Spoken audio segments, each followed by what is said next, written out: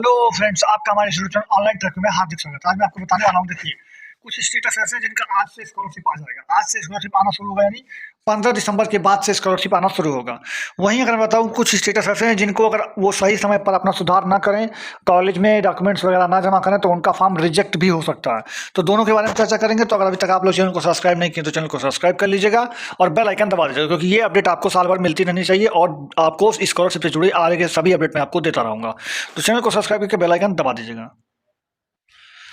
तो फ्रेंड्स, अभी मैं आपको आ गया हूं अपने इस ऑफिशियल ग्रुप पे। आपको टेलीग्राम ग्रुप है ये मेरा। तो टेलीग्राम ग्रुप में आपको जुड़ना है तो आप अपना टेलीग्राम खोलिए, ऊपर सर्च बटन में जाकर सर्च करिएगा @ लगा करके ऑनलाइन ट्रैक वे। स्पेलिंग आपका देखिए ये वाला रहेगा।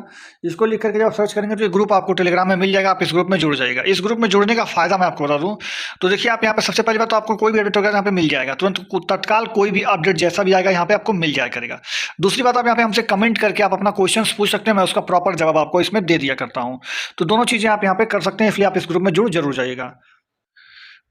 देखिए फ्रेंड्स, ये मैंने अपने क्रोम ब्राउजर में, आप कोई भी ब्राउजर अपना जो इस्तेमाल करते हो वहां पर जाकर के आप गूगल पे सर्च करिएगा बेस्ट सरकारी। जैसे ही सरकारी आप बेस्ट सरकारी मतलब सर्च करेंगे, तुरंत आपको नीचे उनकी ऑफिशियल साइट आपको दिख जाएगी। ये हूबहू यूपी स्कॉलरशिप की वेबसाइट से मिलता जुलता है और उसी की तरह वर्क करता है। देखिए यहाँ पर जैसे ही क्लिक करेंगे, उनका एक ऑफिशियल पेज आपको खुल जाएगा। जैसे ऑफिशियल पेज खुलेगा, आपसे यहाँ पर जो है नीचे आप देखेंगे तो आप इसमें सबसे पहले जानिए आपको क्या क्या मिलेगा। इसमें आपको यूपी स्कॉलरशिप का स्टेटस और उसका करेक्शन डेट, करेक्शन कैसे करना है, क्या क्या करना है, क्या मतलब जैसे जो एरर आ रहा है इनरोलमेंट नंबर वाला, यूपी स्कॉलरशिप वाला, यूपी बोर्ड वाला, आईसीएसई बोर्ड वाला, ये सारा जो आपका एरर आ रहा है उसके बारे में यहाँ पे बेहतरीन आर्टिकल्स लिखे गए हैं। आप उसको बेहतर पढ़ सकते हैं। जैसे अभी हम आपको यूपी स्कॉलरशिप का स्टेटस चेक करके आपको इसमें दिखा रहे हैं। जैसे आपको यहाँ पर देखिए यूपी स्कॉलरशिप स्टेटस जो है यहाँ पे लिखा हुआ है, तो आप यहाँ पर आ जाइएगा। जैसे आप यहाँ पे आएंगे, क्लिक करेंगे तो यूपी स्कॉलरशिप स्टेटस चेक करने के लिए यहाँ पे बेहतरीन आर्टिकल्स लिखे हैं, आप इसको पढ़िएगा। लेकिन आपको डायरेक्ट आपको लिंक चाहिए तो यहाँ पे सबसे नीचे आप यहाँ पे स्क्रॉल करते हुए आएगा, तो यहाँ पे आपको डायरेक्ट 4 लिंक दिए गए हैं। उनके बारे में आपको बता देता हूँ। देखिए 4 लिंक आपको दिए गए हैं। इसमें आप अपना प्री मैट्रिक यानी 9-10, प्री मैट्रिक इंटरमीडिएट यानी 11-12 और पोस्ट मैट्रिक जो है आपका अदर देन इंटरमीडिएट यानी बीए बीएससी पॉलिटेक्निक, ये सब है। तो इससे आप स्टेटस अपना चेक कर सकते हैं। तो चलिए हम आपको स्टेटस एक बार आपको खोल कर दिखाते हैं। देखिए अगर हम यहाँ पे क्लिक करते हैं तो ये आपको डायरेक्ट उसी लॉगिन वाले पेज पर जहाँ से आपको स्टेटस चेक करना वहाँ पर चला जाएगा। जैसे यहाँ पर जैसे ही आप क्लिक करेंगे तो आप यूपी स्कॉलरशिप के ये स्टेटस चेक करने वाले लिंक पर आ जाएंगे। यहाँ पर आप अपना registration number, date of birth और कैप्चा वगैरह डाल करके आप जैसे ही सबमिट करेंगे आपका स्टेटस खुल जाएगा। तो इस तरह से आप अपना बेहतर स्टेटस चेक कर सकते हैं। पहले मैं आपको वो स्टेटस दिखा दे रहा हूँ जिसमें आपको कुछ करने की जरूरत नहीं है, कोई दिक्कत नहीं है। आपका स्कॉलरशिप आज कल से आना शुरू हो जाएगा। पहले 9-10 वालों का आएगा, फिर 11-12, फिर उसके बाद 10-12 वालों में आता रहेगा। तो आप देखिए, अगर आपका form response pending by PFMS, pending है डिस्ट्रिक्ट स्कॉलरशिप कमेटी, इस तरह से लिख रहा है तब भी, या फिर अगर आपका फॉर्म इस तरह से लिखा हुआ हो, अभी मैं आपको दिखाता हूँ ये कि फॉर्म भी आपका बैंक से वेरीफाई भी हो और पेंडिंग है डिस्ट्रिक्ट स्कॉलरशिप कमेटी लिखा हुआ रहा हो इस तरह से, तो आपको कोई टेंशन नहीं लेना है। इन दोनों कंडीशनों में आपको कोई टेंशन नहीं लेना है। आपकी स्कॉलरशिप तय समय से आ जाएगी। यानी 9-10 होगा तो 15 तारीख के बाद, यानी आज से स्कॉलरशिप आना शुरू हो जाएगा 9-10 का। और उसके बाद आगे धीरे धीरे स्कॉलरशिप आती रहेगी और बारी बारी सबका नंबर आएगा। तो इसलिए जो है आप परेशान ना हो। हाँ, अब परेशान किसको होना है या फिर परेशान नहीं होना है मतलब, लेकिन डॉक्यूमेंट्स आपको जमा तो करना पड़ेगा ना। जरूरत जो डॉक्यूमेंट जरूरी होता है उसको जमा करना पड़ेगा अगर आपका स्टेटस कुछ गलत हुआ है तो। जैसे मान लीजिए आप यूपी बोर्ड आईसीएसई बोर्ड वाला ये है, या फिर मैं आपको और ये भी देखिए UP board ICSE board high school roll number वाला हो, या फिर मार्क्स मिसमैच बता रहा हो, या फिर मैं आपको दिखाऊं अगर इधर मैं आपको ले चलूँ तो यहाँ पर enrolment number, roll number, marks mismatch with university uploaded data, इस तरह से करके अगर आपका आ रहा है तो आप जानिए आपको करना क्या है। कक्षा 10 की मार्कशीट, 12 की मार्कशीट, और अगर आपने बीए बीएससी का first year, second year, third year किया तो उसकी मार्कशीट, या फिर जो भी आप कर रहे हो उन सारे के पिछले साल की मार्कशीट, आपको मार्कशीट की फोटोकॉपी करा लेनी है, अपने आधार कार्ड की फोटोकॉपी करा लेनी है, इस स्टेटस का प्रिंट आउट निकलवा लेना है।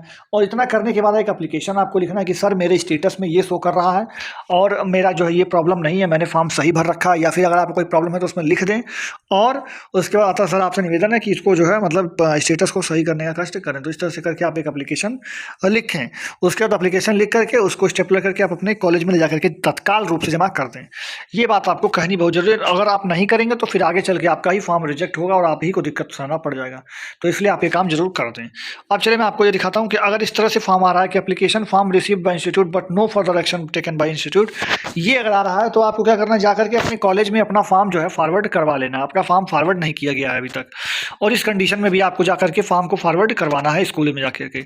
ये सारी कंडीशन हो गई। बाकी अगर आपका अप्लाइड फॉर ITI कोर्स करके अगर आ रहा है तो इसमें आपको एक एप्लीकेशन लिखना है कि मैंने हाई स्कूल सन इतने में किया था, और हाई स्कूल के रिजल्ट की मार्कशीट की फोटोकॉपी और आपको एप्लीकेशन के साथ स्टेटस प्रिंट आउट लगा करके कॉलेज में ही जमा करना है आपको भी। तो ये भी आप जाकर कर दीजिए, वरना ये भी रिजेक्ट हो जाता है।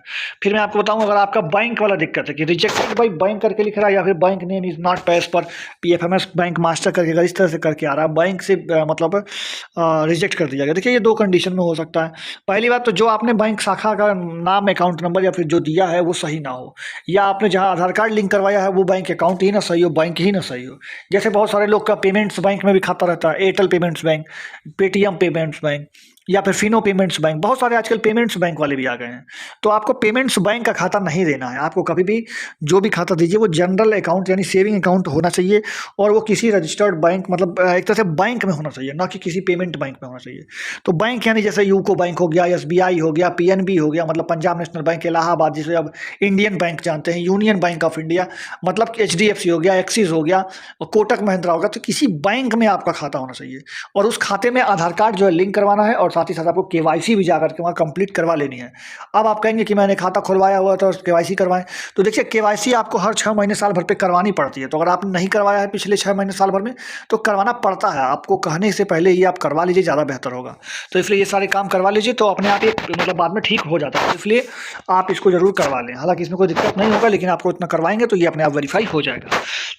फिर एज सस्पेक्ट का मतलब ये होता है कि जैसे मान लीजिए किसी का एज हाई स्कूल और आधार कार्ड में अलग हो गया, या कहीं भी अलग हो गया, एंट्रेंस एग्जाम में अलग हो गया, कहीं भी अगर आपका मिसमैच कर रहा है, या फिर कोई ऐसी मतलब आप जैसे मान लीजिए ग्रेजुएशन कर रहे हैं लेकिन आपकी उम्र अभी तक रिजल्ट में 12 साल है, तो ये भी एक सस्पेक्ट का काम होता है। मतलब एक संदिग्ध एज है आपका एज पर पर्टिकुलर नहीं है। तो ये कंडीशन में अभी आपको हाई स्कूल की मार्कशीट और एक एप्लीकेशन लिख करके कॉलेज में ही अपने जमा करना होगा, या फिर जहाँ भी आप पढ़ते होंगे वहाँ पर आपको जमा करना होगा। ठीक है, तो ये सारी चीज़ें हो गई। बाकी अगर आप मिसमैच इन काउंसलिंग डिटेल करके आ रहा है, तो इसमें आपको देखिए जो काउंसलिंग करने के बाद जो रिजल्ट आया था वो, और काउंसलिंग करने के बाद आपको एक अलॉटमेंट लेटर मिला होगा वो, इन दोनों की फोटोकॉपी स्टेटस प्रिंट आउट के साथ एप्लीकेशन लिख करके आप अपने कॉलेज में जमा कर दीजिएगा, तो आपका ये भी फॉर्म सही हो जाएगा। अगर आप इतना नहीं करेंगे तो बाद में यही सारे फॉर्म्स रिजेक्ट होने के डर बने रहते हैं। तो आशा करते हैं मैंने जो बताया आपको समझ में आता है। अगर मैंने कुछ छोड़ दिया है या मुझसे गलती से कुछ छूट गया है तो आप मुझे कमेंट में बताइएगा। और आज मैं आपका दोपहर में जो वीडियो लाऊंगा वो मैं वीडियो कमेंट्स पर ही लाऊंगा, तो जो आप कमेंट्स किए रहेंगे उसी कमेंट के ऊपर मैं वीडियो बनाऊंगा कि आपकी क्या प्रॉब्लम है और मुझे क्या बताना चाहिए आपको। तो कमेंट्स के ऊपर वीडियो मैं कल लाऊंगा, मतलब कल नहीं मतलब आज ही लाऊंगा और दोपहर में लाऊंगा।